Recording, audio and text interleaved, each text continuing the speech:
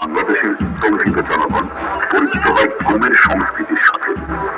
মুক্তিযোদ্ধা বীর উত্তম মেজর জলিলকে অপহরণের মাধ্যমে এর সূচনা করে আওয়ামী লীগ।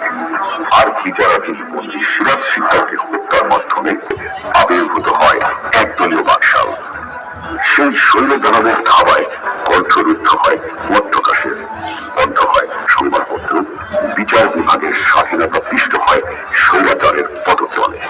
ক্রমাগত বঞ্চিত, লাঞ্ছিত আর অধিকারহীন বাংলাদেশের জন্য তখন অপেক্ষমান ছিল এক অনিবার্য পরিবর্তনের।